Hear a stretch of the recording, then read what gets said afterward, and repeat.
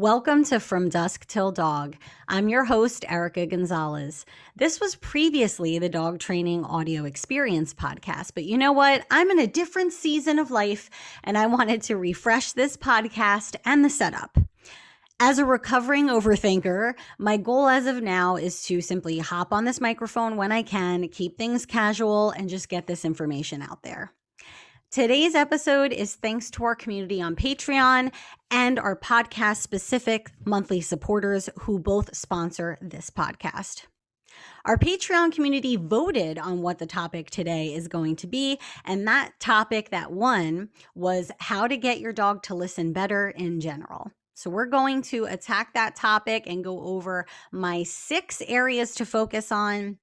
And if you want to have a say in topics or questions to be answered in the future podcast episodes that I have or other online content, consider joining us on Patreon at patreon.com/FromDuskTillDog. So it's been a minute and I'm super excited to not be videoing this, being in very comfortable clothes in my awkward corner of my office with my dogs lying down napping right now, waiting for a WALK. And I can hop on here, no spotlight needed, ring light, blah, blah, blah. That was all great before. And trust me, I loved it at the time. But again, new season, I want to get more podcasts out. I want to make them a little bit shorter at times. I just want to try some shit out. So this is going to be, not that you were getting filtered, Erica, before, but it's going to be a little bit even more unfiltered, which I love and I'm all about. So I hope you love it too and you're along this journey with me. So here we go. Thank you to our Patreon again for voting on this. I think this is a great topic. They get their specific topic or questions answered, and you guys get to benefit because I get to create it into a podcast episode. So I broke this down as my type A ass likes to do. I'm going to break this down into 6 steps or 6 areas to focus on. We're going to keep it short. We're going to keep it quippy and fast, and I'm hoping to get this done fast so you can go home and immediately implement these things and we can discuss more details perhaps at a later episode. So step number 1, pick an example, a situation that you know your dog is going to frustrate you or you know you get frustrated, and you want to identify the where and when that's happening. Where do I need my dog to listen better, and when specifically does that happen? So here's an example. Like, you want your dog to stay put in a sit, in a stand, in a down, whatever it is. You want them to stay when you open your back door to let them out into the yard in the morning or to let them out for their walk. And the where is going to be the back door, and the when is during morning let outs. So you want to look at every tiny thing that your dog wants to, that you want to work on with your dog rather, and really break it down into where and when. What part of your house, what part of your yard, what part of your walk, what area of your block does said behavior happen that you need your dog to listen better, and think about those things. Step 2, being prepared. This is mainly having supplies and training essentials handy. So do your best to prepare for said moments that you know are going to occur. So again, with the back door example, for me, especially now bringing Bruce, our first 3rd dog that I've ever had. I'm used to having 2 dogs for quite some time now, and having a 3rd one in the beginning was quite the challenge in certain moments. 3 really is a company sometimes, isn't it? I love it now as we've gotten over a lot of those initial hurdles that everyone goes through. But one thing I immediately did was I had a medium-sized airtight jar of small training treats, kibble, some high-value rewards, whatever you think your dog can manage with that they like, that you're comfortable feeding them. Have it by the back door. So I just put it literally right next to the knob on the counter in the kitchen, and that is where we worked on it. So it allowed me to have that handy, easy to train, easy to reach for it. I'm not going into a separate room. I'm not, making the crinkly bag sound going into a bag of treats. Make it easier for yourself and in turn, easier for your dog to comply in said moments. So as soon as I did this, I started seeing improvements at the back door.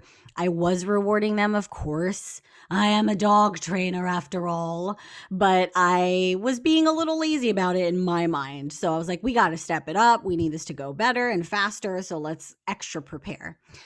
The other thing I did that is helpful is I have a mat by our back door, and I utilize that mat primarily for Bruce to stay on, to sit on when we're in the kitchen and I may be getting ready to bring them outside. So I find mat training or place training, any type of object that hopefully doesn't get in the way too much, that you can utilize, a kitchen mat, anything at all that you can utilize to get your dog to sit, stand, target, whatever, that can help you long term with that type of behavior. So again, regardless of what the behavior is, have treats handy, have high value treats handy, have a novel toy handy, have a leash handy, have your dog's harness ready to go, have your treat pouch on, this stuff, have the gate available that you're going to use to separate, whatever it is, have it handy. Trust me, it's a little bit of labor up front to do it, but when you're in the moment after that, you are going to be thanking yourself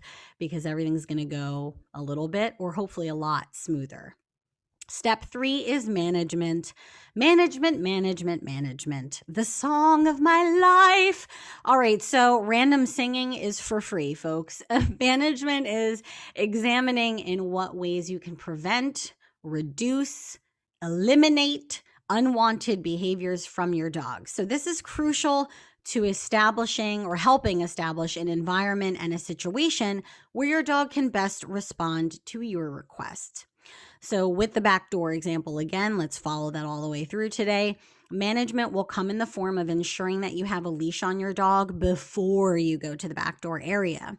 You can also opt for a baby gate, some type of other divider or gate, or other form of management that may work best for you. That might be closing a door, gating off a hallway, whatever works. We can't expect them to do a completely different behavior than they are used to or inclined to do or have been accidentally rewarded to do without first changing our behavior and the approach to the situation on our end. The good news is our end is completely controllable because we're controlling ourselves, hopefully. So again, management is going to be crucial. Without management, dare I say, you won't get to any real goals with training. I mean, you can, of course, but generally speaking, you need that management in there. Because if your dog jumps all over guests and every single time a guest comes in, we're just doing the same shit of, our dogs are running up to the guest and we're going, oh no, this sucks. And then pulling our dogs off of, Grandma Nini. I don't know where that came from, but yeah, Grandma Nini's coming over and we're going to be nervous about our dogs jumping up on her. So if you're in that predicament, we can't expect our dogs to just magically do something different is what I'm getting at. So having them behind a gate and you answer the door and Grandma Nini comes in and sits down and you get a little Kong or a bone for your dog. And then maybe we can consider letting the dog in, again, depending on the dog. But a gate there, guess what? The dog doesn't jump on Grandma Nini when the door opens, when she comes in. And that is eliminating, reducing, establishing a different behavior and helping reduce the jumping behavior. So management is key. Step 4, smaller pieces. This means take what you'd like your dog to listen better to and seeing if you can potentially break it down into smaller pieces. So whatever you think a good training approach is for your dog, break it down to even smaller pieces. That's my recommendation. So, if you're working on coming when called, ways to find smaller pieces to break this down into more attainable chunks. So what can we do to help our dog get there in a smaller way? So depending on the situation and the dog and the desired outcome, you can consider some of the following steps to train. Again, coming when called in the yard. So practice on coming when called inside the house. Does your dog do that well? If your dog has any trouble with it there, then we can assume that outside with distractions like animals and weird smells and sounds from your neighbor and all of that stuff is going to be very difficult for your dog.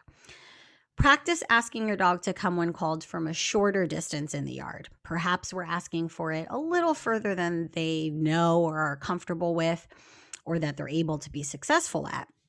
And then ensure to reward them when they do, because this is going to help you get to a longer distance. But rewarding the shorter distance is going to help us get to a longer distance. This rewarding part is crucial in getting to an end result of this type of behavior. Remember, whatever gets rewarded gets repeated. Analyze the verbal and physical cue you're using and truly see if your dog understands them. I have over 10 years of working with clients and their dogs. I have seen way too many dogs who I know have no idea what that verbal cue really means in all these situations. And the pet parent is very set on the fact that they do. And so there's obviously a miscommunication between us and our dog in that moment. And we should really analyze, have I introduced this verbal cue properly? Does my dog truly get what I'm trying to say here? And physically, I've had a lot of dogs that may know the word come, but they're a little bit extra distracted by a squirrel in the tree in the yard and their pet parents calling them back. And they're kind of looking, but they're a little bit 50-50. But the pet parent's just standing there and visually looks like a mannequin and there's no movement in the body. And so the dog may do better. You'd be surprised how much better it can be for a lot of dogs that may be having trouble there or slightly distracted. And you can say, hey, do this behavior, come. And if I bend down a little, or I move my hands a little, or I clap a little, or I hit my thighs a little, all of this helps your dog get to that place. So breaking down a bigger request for your dog into smaller, more attainable steps is one of the secrets, in my opinion, of dog training and animal training in general. Think of training like a slow cooker, not an air fryer. Step 5, tone of voice and body posture. So I kind of just touched on this, but dogs are watching you more than they are listening to you. When your dog looks at you and you ask them to come, question, are you standing there looking like a robot? Or are you using your body to encourage them up to you? Do you sound happy and exciting to come to, or do you sound frustrated? Because if you sound frustrated, your dog might come, but they're going to come a little apprehensive, perhaps. They might not come at all. They might be like, oh boy, this person does not seem thrilled with me. So you really want to sell it. If you sound happy as opposed to frustrated, this is going to increase your chance of success. So at the end of the day, we want that success. So just, you got this. You could do it. If you were patting your thighs, bending down a bit, you're again increasing your chances of your dog coming. So consider these things when interacting with your dog, training with your dog, and see how they may be impacting your results and your overall relationship, in my opinion. The final step, realistic expectations and empathy. So the 2 E's, expectations and empathy. Remember that you're the one setting the expectations. So if deep down you know that there is little to no chance that your dog is actually going to do the thing you're asking them to do, then do yourself and your dog a favor and just have proper expectations. It's okay. Have no expectations. That's fine. You won't be disappointed. Lean towards having lower expectations. And if you exceed them, wonderful. We can pat ourselves on the back a little extra. Nothing wrong with that. Set up little successes to achieve so both you and your dog can be rewarded. Then go from there. Because rewarding yourself is also an important part of this process. So, maybe give yourself a treat as well. I'm thinking ice cream for me right now. All in all, the reality is that in order for our dogs to listen to us better, it is up to us to adjust the environment, our training plan, and our expectations as needed. And a good trainer knows that. And now you know that as a pet parent, so you can go home and be a good dog trainer for your dog. So, these are all good things because they're all in our control. The environment we put our dogs in, our control. Our training plan and our approach to it, in our control. And our expectations that we're putting on our dogs, again, are control. So that's what we should try to focus on and improve upon. All right, that's it, guys. 6 steps. Let's quickly go through them. Step 1, where and when. Step 2, being prepared. Step 3 was management. Step 4, smaller pieces. Step 5, tone of voice and body posture. And step 6, realistic expectations and empathy, darling. So I hope this was helpful. If you want to connect, please reach out to me on the interwebs, on social media. I'm on pretty much everything: YouTube, Instagram, TikTok. You get the idea. Everything is at From Dusk Till Dog or / From Dusk Till Dog. And until then, take care and talk soon.